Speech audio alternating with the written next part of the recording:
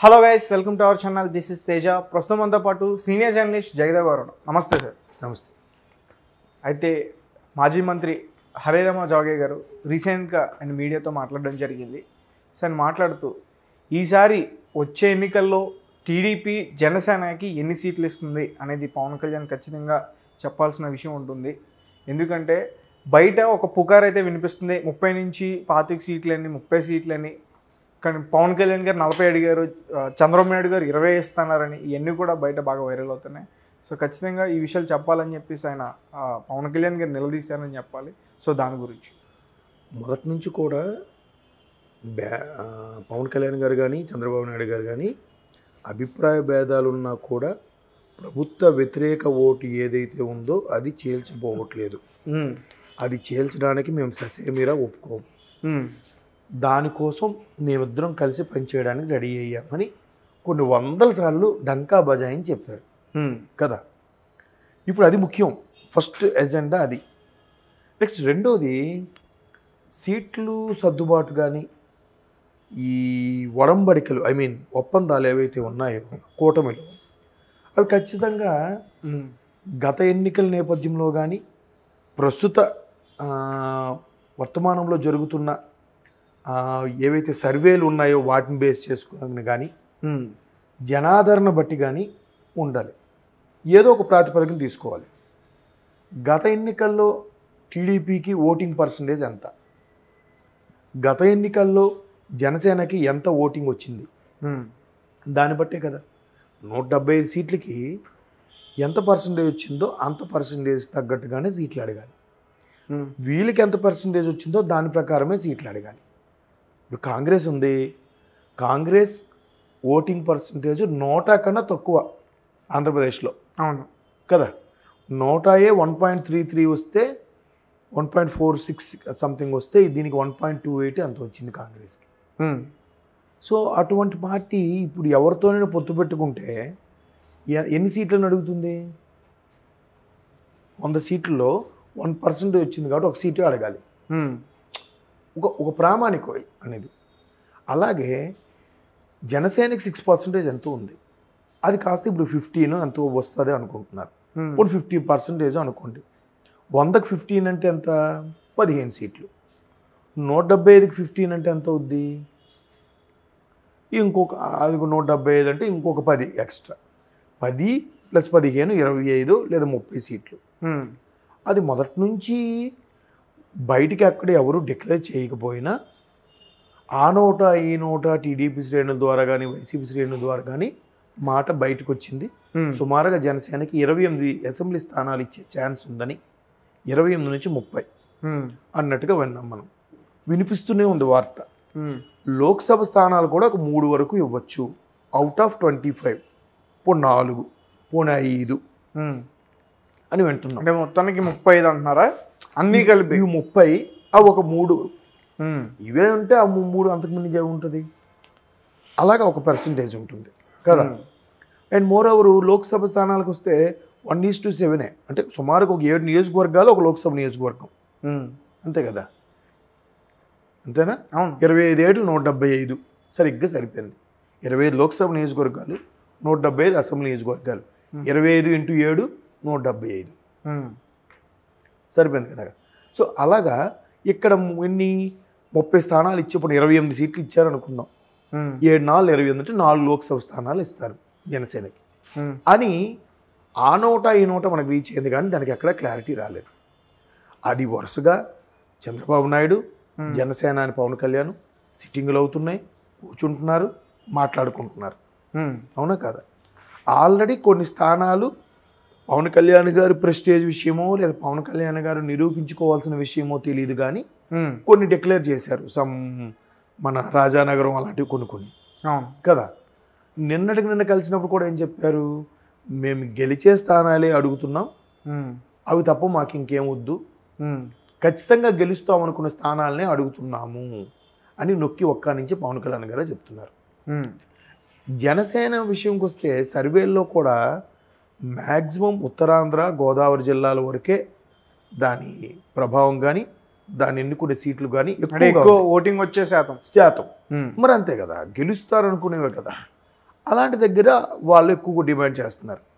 మిగతా రాయలసీమ, దక్షిణ కోస్తా, ఈ నెల్లూరు వీటికి వస్తే అంత ప్రభావం లేకపోవచ్చు. మే నాట్ బి కదా. దాని ప్రాతిపదికన వస్తుంది. హరిరామ జోగయ్య గారు చాలా సీనియర్ నాయకులు. ఆయన గతంలో చిరంజీవి గారితో కూడా కలిసి పనిచేసిన అనుభవం ఉంది. ఇప్పుడు పవన్ కళ్యాణ్ గారితో పనిచేయడానికి సిద్ధంగా ఉన్నారంటున్నారు, ఒకే సామాజిక వర్గంలో. కానీ మొన్నటి వరకు కూడా హరిరామ జోగయ్య గారు ఆయన హెల్త్ బాగాలేనప్పుడు బెడ్ మీద ఉన్నప్పుడు ఆయన ఒక మాట కూడా అన్నారు, సీఎం ఎవరు, సీఎం క్యాండిడేట్ అని. So Pawan Kalyan CM candidate నుంచి ఇప్పుడు 20-25 సీట్లు అంటే మరి జన సైనికుల్లో ఒక విధంగా అసంతృప్తి, అలాగే కాపు సామాజిక వర్గంలో కూడా ఒక రకంగా అసంతృప్తి అనే చెప్పాలి కదా. అదే అంటున్నానండి. ఇప్పుడు హరిరామ జోగయ్య గారు, ఇంతకుముందు ఉండవల్లి అరుణ్ కుమార్ గారు, వీళ్ళందరూ ఎటు చూసి అటు వైసీపీకి ఫేవర్గా చేసేలా మాట్లాడుతున్నారు. ఎందుకు అలా మాట్లాడుతున్నారు? ప్రభుత్వాన్ని ముందు పడగొట్టి నెక్స్ట్ గవర్నమెంట్ ఫామ్ చేస్తే ఏదో అవుతుంది. 2029 కన్నా పవన్ కళ్యాణ్ గారు సీఎం అవుతారేమో, లేదా మంచి పర్సంటేజ్ ఈసారి ఓటింగ్ పెరిగితే మంచి పోర్ట్ఫోలియోలు తీసుకోవచ్చు. అండ్ మోర్ ఓవర్ ఒక 4 ఏళ్ళలో 3.5 సంవత్సరాలు చంద్రబాబు గారు ముఖ్యమంత్రిగా చేసి 1 సంవత్సరం పవన్ కళ్యాణ్ గారికి ఇవ్వచ్చు. అదేదో అవుతుంది కదా. ముందే వీళ్ళు ఎందుకు ఇలా మాట్లాడతారు? వైసీపీ వాళ్ళకి సపోర్ట్గా ఎందుకు మాట్లాడతారు? అంటే ఇప్పుడు వైసీపీ వాళ్ళు ఏమంటున్నారంటే జోగయ్య గారు వైసీపీ సపోర్ట్గా మాట్లాడారు అంటున్నారా మీరు? నాకు అలాగ అనిపిస్తుంది. ఎంతసేపు ఏమంటున్నారు, చంద్రబాబు నాయుడు గారికి పవన్ కళ్యాణ్ సీఎం చేస్తారని ప్రకటించమనండి అంటున్నారు. మరి జగన్మోహన్ రెడ్డి గారిని ప్రకటించమనండి. బీసీ అభ్యర్థిని ముఖ్యమంత్రి చేస్తామని జగన్మోహన్ రెడ్డి గారిని ప్రకటించమనండి. ఎందుకు ప్రకటించరు? ఆ స్టేట్మెంట్ అక్కడెందుకు ఎవరు, ఇక్కడే ఎందుకు ఇస్తారు? పవన్ కళ్యాణ్ సీఎం అభ్యర్థి అంటే ఒక పార్టీ పట్టుకొని సీఎం అయిపోతారా? ఆయనే చెప్పాడు కదా, నా అనుభవం తక్కువ, నేను పార్టీ పెట్టి 10 ఏళ్ళు అయ్యింది. 10 ఏళ్లలో ఒక గవర్నమెంట్ ఫామ్ అయిన తర్వాత ఎంతవరకు నడిపించగలను ఏంటి అనేది ప్రజలే నిర్ణయిస్తారు. నాకే చంద్రబాబు నాయుడు గారు లాంటి అనుభవజ్ఞుల్లో పనిచేయ అవకాశం రావడం నాకు ఒక విధంగా మంచిదే. భవిష్యత్తు రాజకీయాలు నడవడం నాకు ఇది ఉపయోగపడుతుంది అని క్లియర్గా ఆయనే చెప్పాడు కదా పవన్ కళ్యాణ్. మీకెందుకు మళ్ళీ ప్రాబ్లం? అంటే ఇది రెచ్చగొట్టే ధోరణిగా. సమన్వయ కమిటీలు టీడీపీ జనసేన కలిసి ప్రయాణిస్తుంటే ఎందుకు ఈ స్టేట్మెంట్లు? అంటే ఒక విధంగా ఆయన మాట్లాడే విధానం కూడా రెచ్చగొట్టే విధంగా ఉన్న చెప్తున్నారా? రెచ్చగొట్టే అని కాదు. ఇప్పుడు టీడీపీ జనసేన కానీ కలవకపోతే మళ్ళీ వైసీపీ ఫేవర్ అవుతుంది అనేది అందరికీ క్లియర్ కట్ కదా. టీడీపీ జనసేన కలిసాయి, సో ఖచ్చితంగా గవర్నమెంట్ ఫామ్ చేస్తాను కాన్ఫిడెన్స్ ఉంది. ఈ కాన్ఫిడెన్స్ బతికించండి అయ్యా. మీరు అంత అనుభవజ్ఞులు కదా, ఎందుకు ప్రెస్ మీట్ పెట్టగానే అలా మాట్లాడతారు? ముందు ప్రభుత్వ వ్యతిరేక ఓటుని చేల్చకుండా ఉండడానికి చూడండి. మొదట్లో ఫుల్గా రెచ్చగొట్టేశారు పవన్ కళ్యాణ్ గారిని, ప్యాకేజ్ స్టారు, దత్తపుత్రుడు అంటే ఈ కలవకుండా ఉండాలని. ఎప్పుడైతే కలిసిపోయారో తల్లబట్టుకుంటున్నారు. ఇప్పుడు ఆ కలిసి ఉండేలా చూడాలి కదా ఈ పెద్ద మనుషులు, ఈ సామాజిక వర్గం కోసం పాటుపడే వ్యక్తులు. ఎందుకు అలాగా డౌట్ వచ్చేలాగా పవన్ కళ్యాణ్ ముఖ్యమంత్రి అభ్యర్థిగా ప్రకటించండి, ఈ డౌట్ వచ్చే డైలాగులు ఎందుకు? ఇప్పుడు జనసేన పార్టీ ఇప్పుడు ఏ జిల్లా ఈస్ట్ వెస్ట్లోనే జనసేన పార్టీకి ఎక్కువ వేవ్ ఉందంటున్నారు మీరు. ఉత్తరాంధ్ర ఈస్ట్ వెస్ట్ అంటే కంపేర్ టు రాయలసీమ ఆంధ్రాలో ఎక్కువ వేవ్ ఉంది, రాయలసీమలో అంత లేదని నా అభిప్రాయం. Okay right. అంటే ఈవెన్ చిరంజీవి గారు పార్టీ పెట్టినప్పుడు కూడా చాలామంది చెప్పింది ఏంటంటే ఇదంతా ఫ్యాన్ బేసు, ఈ ఫ్యాన్ బేసు ఎంత ఓట్లుగా మలుస్తుందో అనేది చెప్పలేము, బలుపుని చూసి వాపు అనుకోలేము అన్నట్టుగా చాలామంది సజెషన్లు ఇచ్చారట అప్పట్లో కూడా చిరంజీవి గారికి. అనుకున్నట్టుగానే అంత స్థాయిలో రాలేకపోయింది ఆయన. 18 సీట్లు ఎన్నో వచ్చాయి అప్పట్లో. అవును కదా. కాబట్టి ఆ పరాభవాలో లేదంటే ఆ ఫెయిల్యూర్ నుంచో పవన్ కళ్యాణ్ గారు ఓవర్కమ్ అవ్వడానికి చాలా జాగ్రత్తగా స్టెప్ వేస్తున్నాడు ఆయన. తప్పే ఉంది. మొన్న తమిళనాడులో విజయకాంత్ గారు అని ఉన్నారు, ఆయన చనిపోయారు. ఆయన కూడా అలాగే చేశాడు కదా. కొద్దిమంది ఎన్ని సీట్లు గెలుచుకున్నా కొన్ని సీట్లతోనే జాగ్రత్తగా అలాగా ఉన్నాడు కాపాడుకొని. ఏ పార్టీలో విలీనం చేయలే, ఒక ప్రధాన ప్రతిపక్షంగా నిలబడ్డాడు. అలాగే నిలబడితే నెక్స్ట్ 5 ఏళ్ళలో మంచి పవర్ఫుల్ లీడర్గా తయారవుతారు పవన్ కళ్యాణ్. అది పవన్ కళ్యాణ్ ఆలోచన. ఎప్పుడైతే పిఆర్పి అనేది గతంలో కాంగ్రెస్లో కలిపేశారో, సరిగ్గా నడిపించలేకపోయారో, అది కొంత పవన్ కళ్యాణ్ గారికి మైనస్ అయ్యింది. అవునా కదా? చాలామంది కూడా ఈ చిరంజీవి గారు పెట్టారు, ఇలా చేశారు, ఈయన కూడా అలా ఉంచుతాడా, కలిపేస్తాడా అనే డౌట్లో ఉన్న సందర్భంలో ఈయన జాగ్రత్తగా అలా కాపాడుకుంటూ వస్తున్నాడు. ఒక్క ఎమ్మెల్యే సీట్. నేను ఇప్పుడు ఏమంటానంటే ఆ డౌట్ ఉందంట ప్రజల్లో. ఇప్పుడు నమ్మకం పెరిగింది.